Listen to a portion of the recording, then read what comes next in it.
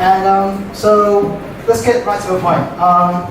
The first opening talk today is very honored to be able to invite Robert here for today's talk. He'll be talking about stream processing with Apache Flink. I'll leave the time and the floor to Robert. Thanks a lot, Gordon.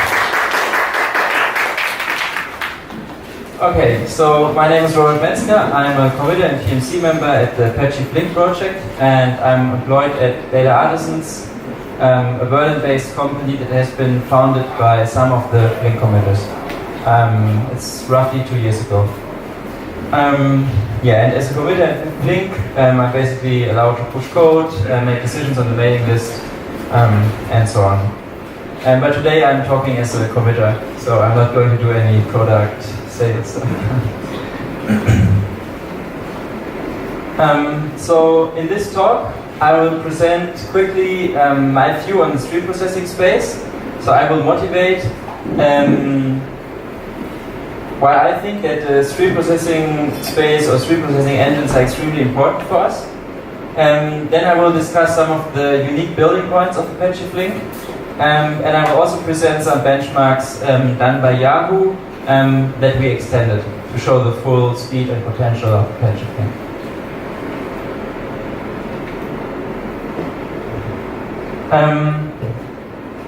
So Apache Flink is a stream processing framework that is open source.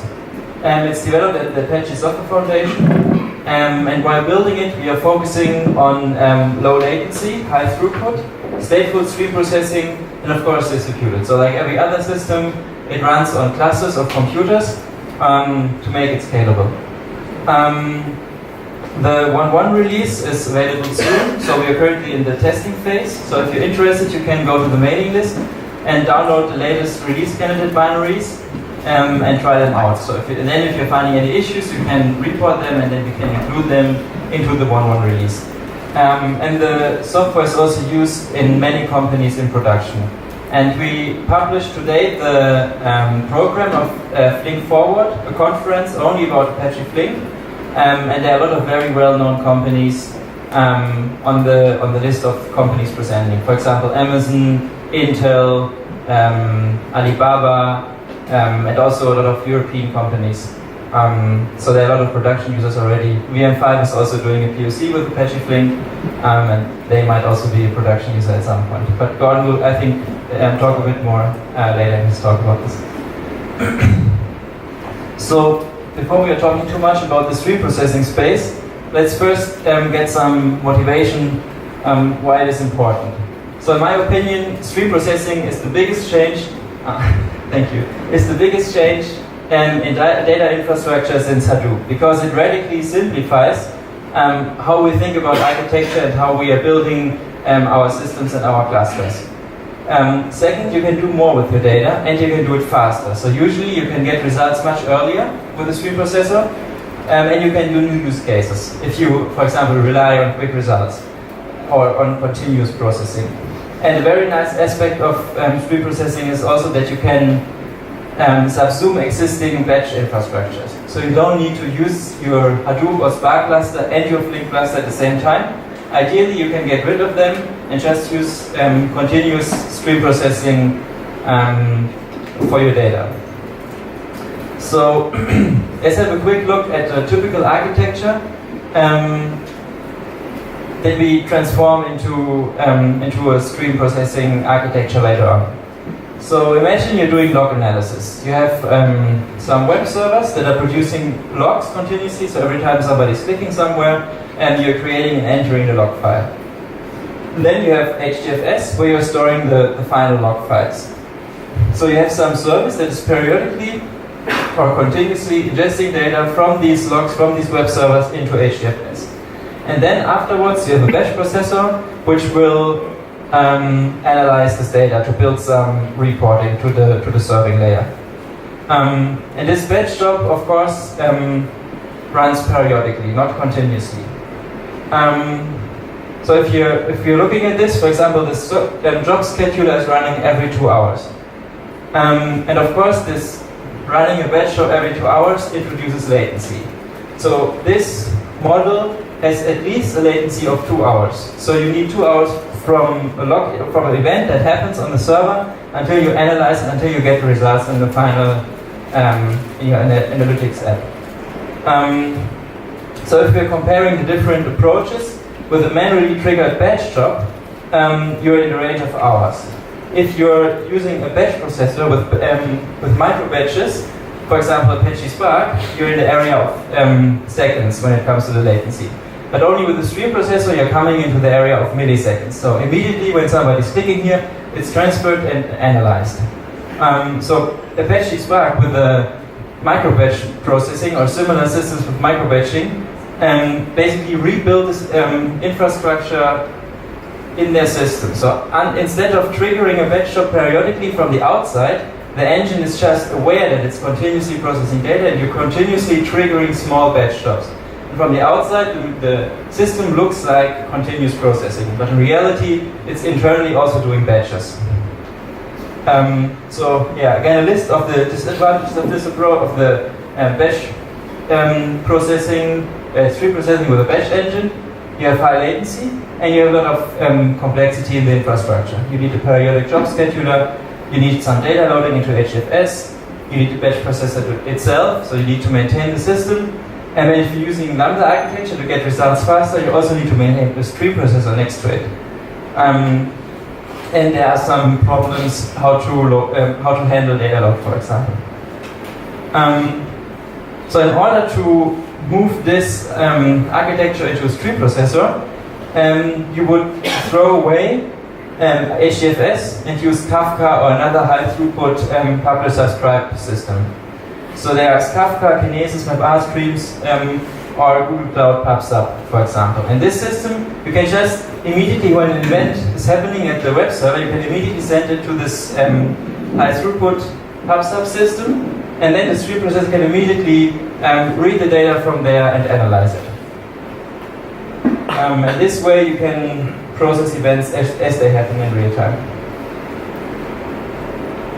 So the interesting observation about this is that in reality, in real world, data is produced continuously, and in the past we were not processing it continuously. We were processing it maybe after 2 hours or so, every time we were triggering the batch job.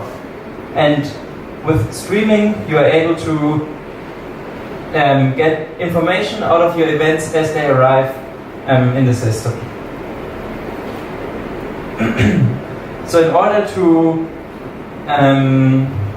use a stream processor for these workloads, we need to have some building blocks. And I'm now going to zoom into the stream processor and explain 4 of the most important building blocks of the stream processor and how they enable to use Flink or other stream processors for continuous processing.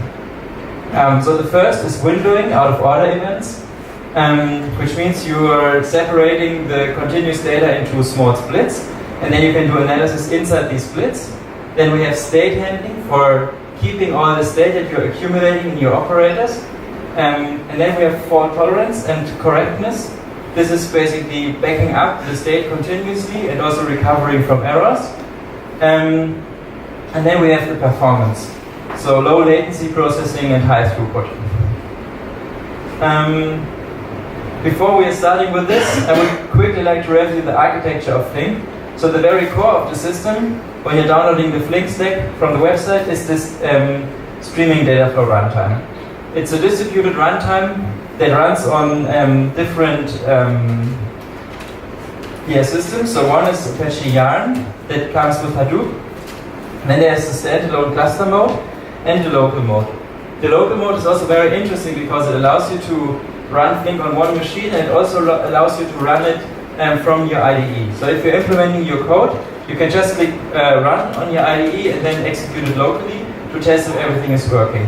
And you can also write unit tests like this. So if you want to test your production shops regularly, you can just use the local mode for this.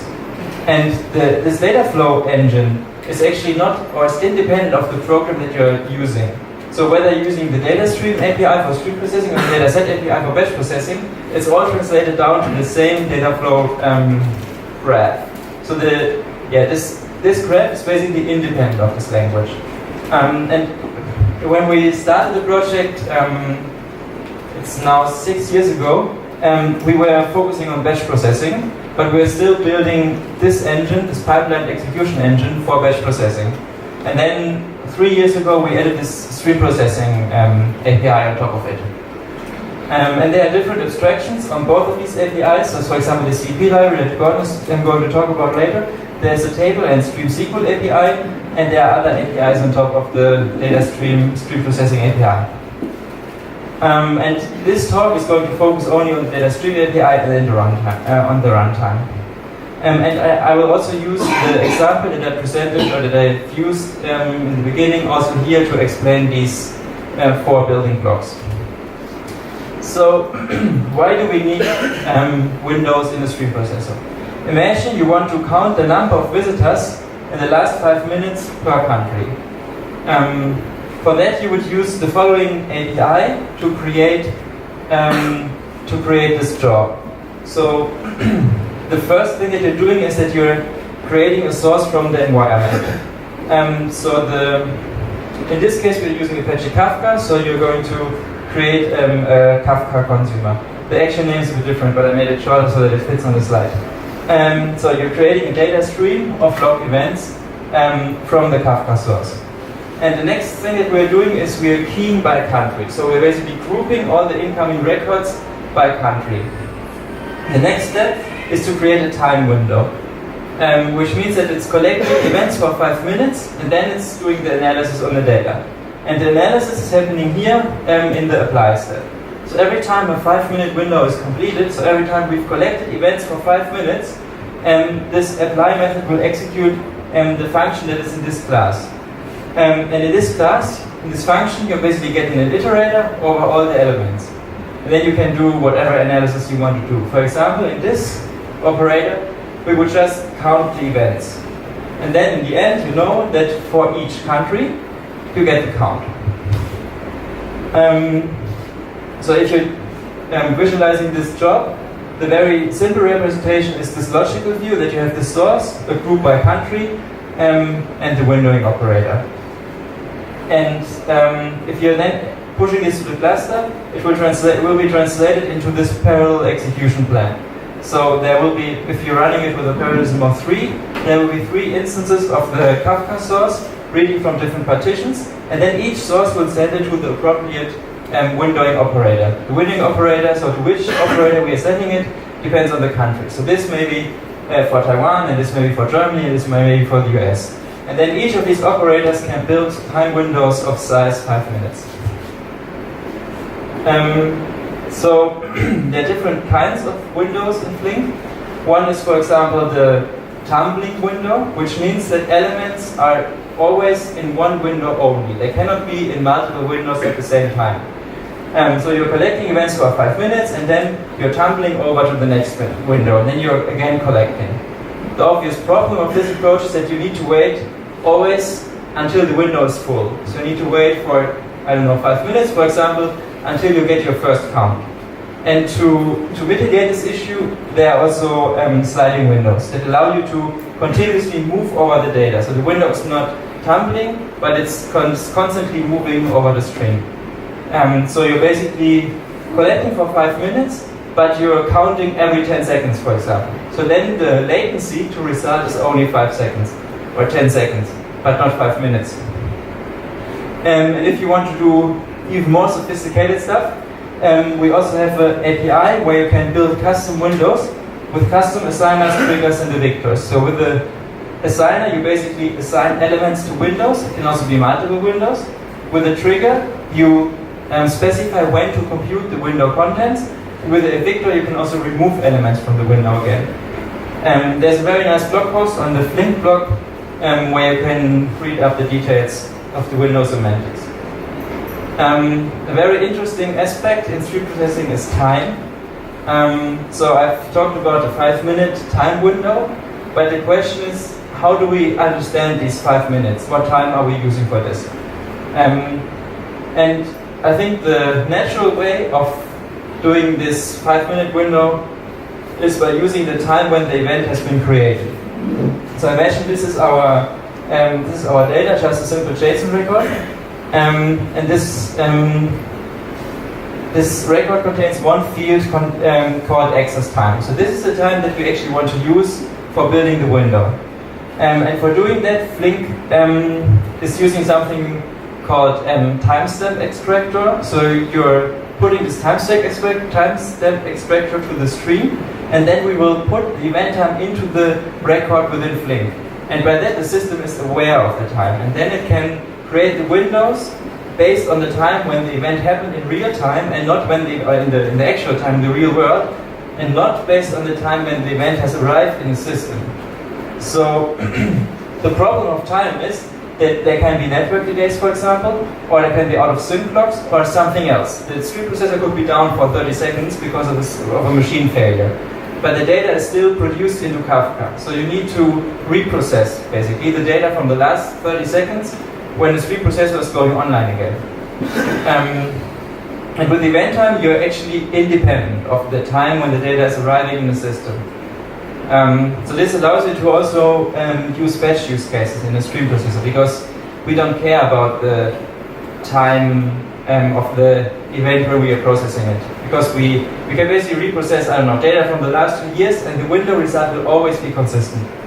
But the question is, for example, for network delays, if only some machines are delayed, how do you know when to trigger a window? So for example, if you're building a window from time 0 to time 15, when do you know that the last event for time 15 or for this window has arrived? And we solve this by sending watermarks through the system. So the watermark basically indicates that after time 15, it's guaranteed that no lower time will arrive. So you see here, event 9 is coming, 15 is coming, 21 is coming, then we'll go into the next window, and then event 11 is coming. So if we implemented like a naive approach, we would have analyzed the window after this element, because we saw 21 and the system thinks, okay, we are now beyond 15, so we can compute the time. But with the watermark, you can actually trigger when the window is computed. And these watermarks, you can create them by the system, or you can build a custom watermark trigger that sends the watermark into the stream.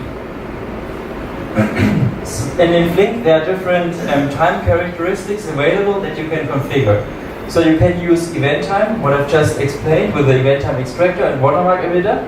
This gives you deterministic results, but it also introduces latency, because these watermarks are always a bit delayed, and the delay of the watermark is basically latency that you're introducing. So if your watermark comes always 2 minutes late, your windows always have to wait for 2 minutes until we can compute them.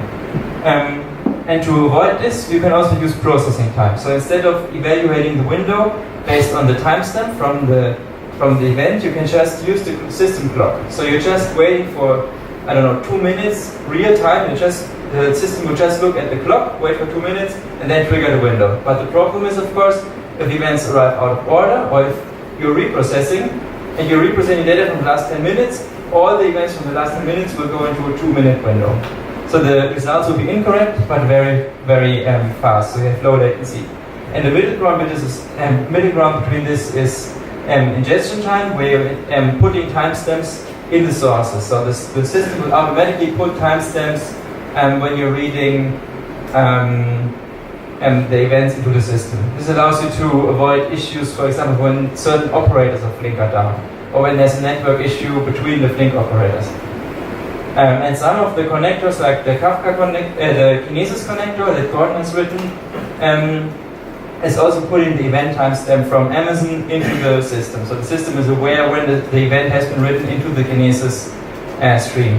And since Kafka 0.10, I think there's also an extension for time in the system, so we will also use the time that Kafka has written into the Kafka records for the event time of Flink. And this mechanism is also pluggable, so you don't need to change your code if you want to change your time characteristics for your job. The next topic that I would like to talk about is state handling. And to motivate what state is, we can again look at the windows. So the question is, where are the events that we are storing in the window, where are they held? So state is basically the elements of a time window, but state can also be a counter in your operator, for example, like a counter, or it can also be a hash map, or whatever you like. So different operators can use whatever they would like for state. And in the API, there will just be an interface that you're implementing, and then there's a callback called snapshot state, and you're just giving any serializable Java object that is then stored for you in Flink. And then there's a method called restore state that will restore the state for you after a crash. So you're always guaranteed that the data that you're using in your system, like the counter of the current number of elements and so on, is stored somewhere.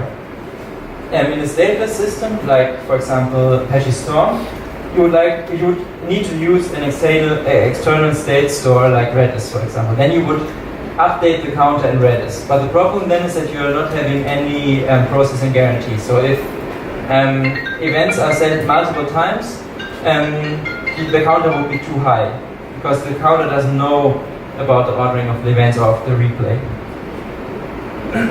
And the cool thing about the state is that Flink is automatically taking care of backing it up and restoring it. So the system will periodically store the state somewhere, and when a failure has happened, we will just replay to the last valid state backup. Another cool feature of the state in Flink is that it can be larger than the available heap memory. So if you have an operator with very large state, we will use the local state backup. In this case, we will use RocksDB, developed by Amazon, which is just a file on the local file system. And every time you're updating the state of an operator, it will be written to your disk. And every time we do a backup of your state, we will periodically send the backup to a distributed file system or to any other persistent file store. And then in case of failure, of course, we replay it from the persistent file store, and your operator gets again callbacks for your state, and then you can use it. There are also other state backends available, like the Java heap. So if you have very small state, you can also just store the state on the heap, and we will just make a copy of the state and send it to HDFS. Another interesting aspect of state is also how can you operate the system. So after we implemented this state into Flink, a lot of users that were using Flink in production came to us and said, yeah, the state is very nice, but it doesn't help us much if we cannot do anything with it, if it's not accessible. And one feature that they requested was save points, which allows you to store the state somewhere persistent. So you can, in the command line, enter bin flink run. I'm talking about this side. So you can, in the bin flink tool, you can manually trigger creating a save point. And then if you're restarting a job, you can point the system to the location of the file in the file system. So this way you can create a snapshot of the state of your running application, stop it, upgrade your cluster, do some maintenance, whatever, and then with the save point you can restore it. And then all the operators will get back their current state. For example, the Kafka connector will just use the offsets in the topics as the state. And when you're then restarting the job from the save point, the Kafka connector will continue reading where you left off.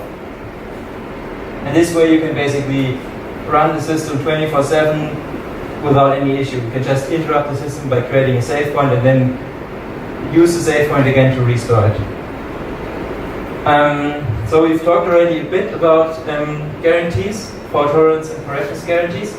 And I would like now to focus a bit more on this. So how do we ensure in this use case where you're counting the events from the web server in the stream processor, how can we make sure that the counts are always correct and that the counts are always there also in case of an error? So failure should not lead to data loss or incorrect results. And there are two main types of guarantees in stream processing systems. One is at least once, which means that you ensure that all operators see all events, basically by replaying lost events. But the problem of this approach is that if you're replaying, your operators will see the counts or the events multiple times. So if you're then counting, the counts are too high. So if you're replaying, then you're seeing the events twice, and then the counters go up higher, and then your results are incorrect. The other guarantee that systems are giving is exactly once. So you're ensuring that all the operators are not performing updates multiple times. So in case of a failure, Flink will also restore the state of the operators. It will then also replay the events, but the events that you're replaying is in sync with the state of the operators. And we're using for this a distributed snapshotting algorithm based on a paper published by Chandy Lamport. Apache Spark is using microbatches for this. So they're just discarding a failed microbatch and restoring it. The nice thing about Flink's distributed snapshotting approach is that it's very lightweight. So it doesn't really interrupt the stream. It's just it's happening asynchronously. And it works using a distributed checkpointing mechanism that is based on these barriers. So the sources are periodically ingesting barriers into the system, and then these barriers are flowing through the system. And every time the barrier arrives at an operator, the operator is backing up the state. So it's sending the state somewhere. And once all the operators have sent their state through the central state manager and into the file system, we have a valid snapshot of the state. And if then there's an error, we can restore the state from this snapshot. So the naive approach of implementing this would be to stop the entire topology, take a picture, take a snapshot of all the operators, and then continue the processing. But this would introduce latency, of course, because you're stopping the system for a while until all the operators have created a copy of the state. And that's why we have these barriers that we're sending, because it allows you basically to take small pictures, small state snapshots of the individual operator state, and then in the end we assemble this to a complete picture of the state. And then we can also restore the individual operator state in case of a failure. There's also a nice blog post again that explains how this distributed snapshot algorithm in Flink works. So to summarize the Kafka or the log processing example, the different building blocks that we've used. So for doing something with the data, we are doing windowing. So for example, for counting or for sorting the data or for joining the data, we need to create smaller, discrete subsets of the streamed data, and this is done using the windowing. The second point was how do we handle large state? For example, for the windows, but also individual operator state, we're using this managed state in Flink. How do we operate such a system 24/7? We're using save points. And how do we ensure that the results are always correct? We're using the checkpointing mechanism, and also the master is highly available. So if a master instance fails, we can just start up a second master or use a standby master to fail over and continue the processing from there. And the last part I would like to talk about is low latency and high throughput processing. And instead of showing you what we've done to be fast, I will show you some benchmarks that have been done around Flink. But before I go into the benchmarking, I would also like to say a little word of warning, because the performance always depends on your infrastructure and also on your use case. So instead of believing my slides, try it out yourself and test it yourself to see how well your systems are behaving with your use case on Apache Flink. And also to avoid that we are doing any like cheating on the use case on the benchmarking, we use an existing benchmark done by Yahoo. So Yahoo recently published a benchmark where they tested different stream processors, and they were testing Storm, Spark, and Flink. And they were also using a production use case. So basically the motivation for their benchmarks was that they couldn't really find a benchmark of stream processors using real-world data or real-world examples. All the benchmarks are very academic and not very useful for a company to make decisions. And that's why they wrote their own benchmark. And we were doing a benchmark on top based on that publication. And the benchmark that Yahoo was doing is counting ad impressions grouped by campaign. So they have a stream of data that is every time somebody is viewing an ad, there's one event in the stream. And they're grouping these ads. You can also subscribe to our mailing lists to see what's going on, to get help, and so on. So thanks a lot for your attention.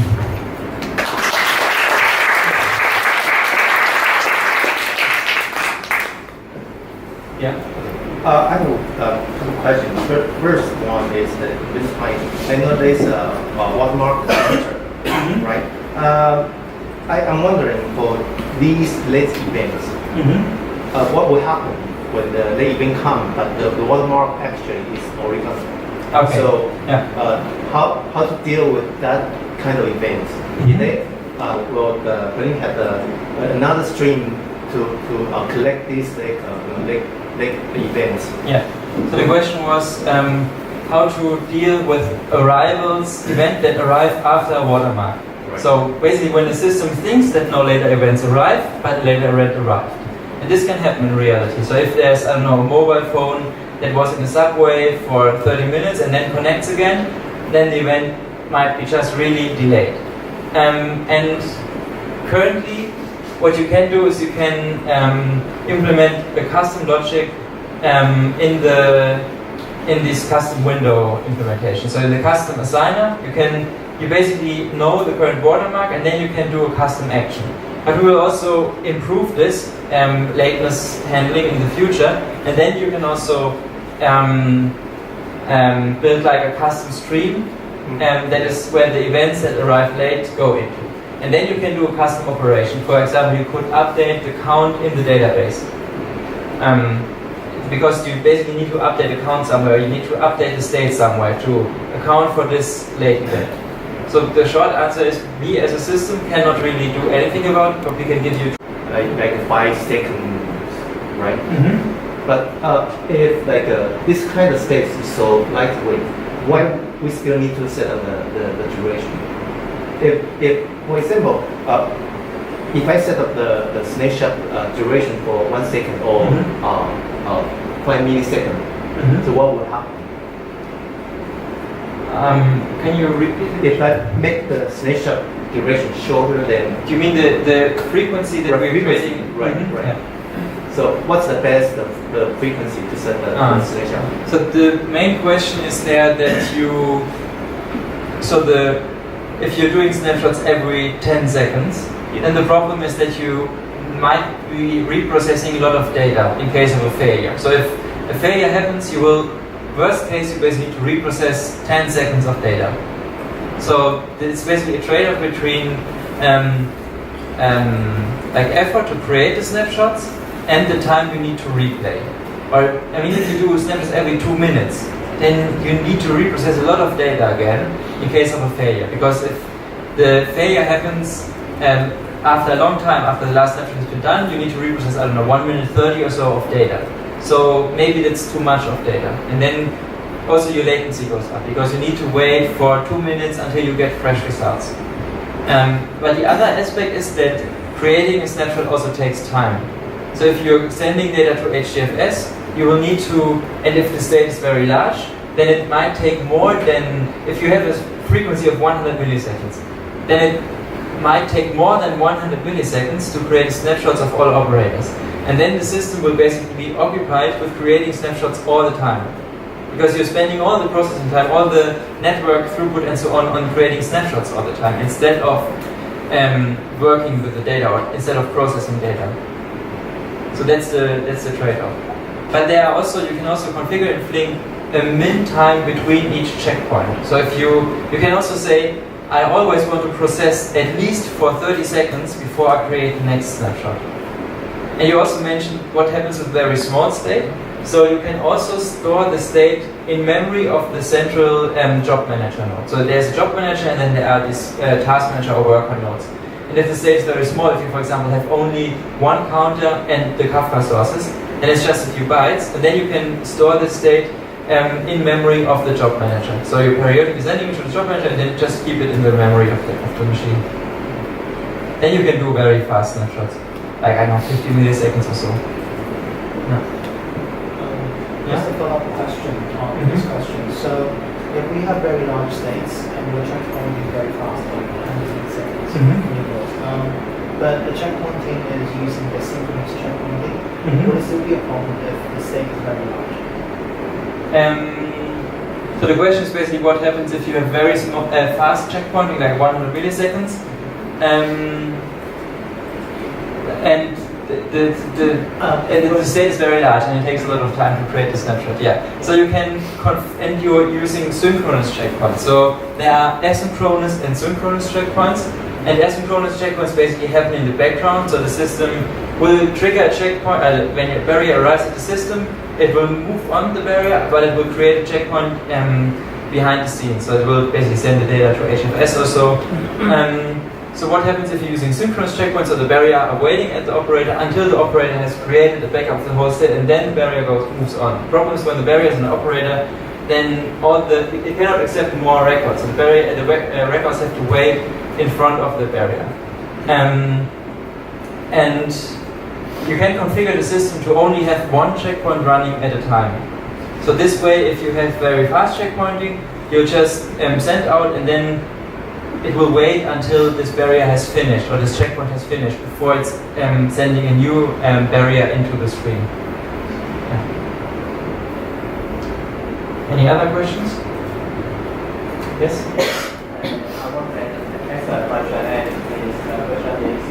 Can I write a function to handle the network arm and the window tree? The window is closed, and can I write a function to handle it? So the question is whether you can create a custom function to handle late arrivals at the window. I think so, yes. Maybe it's a bit hacky right now in Flink 1.0 or in 1.1.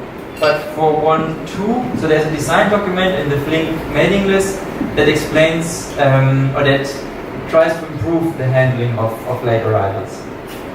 But it's also possible right now. But yeah, ask on the mailing list for the details, or write me an email, then I can forward it to a colleague who can explain you or send you the code that you need to use in order to handle the event. But it's possible. Yeah.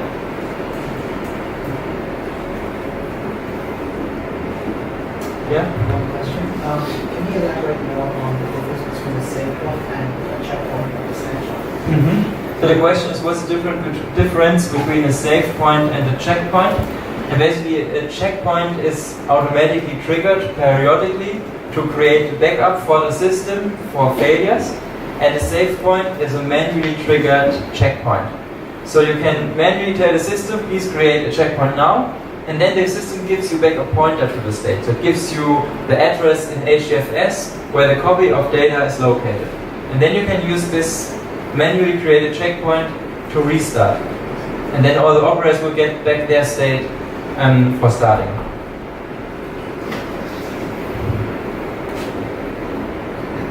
Okay, it's fine. I mean, I was faster than expected, right? I think I had a lot of time, yeah. If I have a checkpoint, Yeah. so after a checkpoint, I already processed some events, but before the next checkpoint, and it failed. Yeah. So when we do exactly once guarantee, so how Flink is going to recover by itself, or we have to do some checking before? You don't have to do anything. So it will basically all the events that were sent after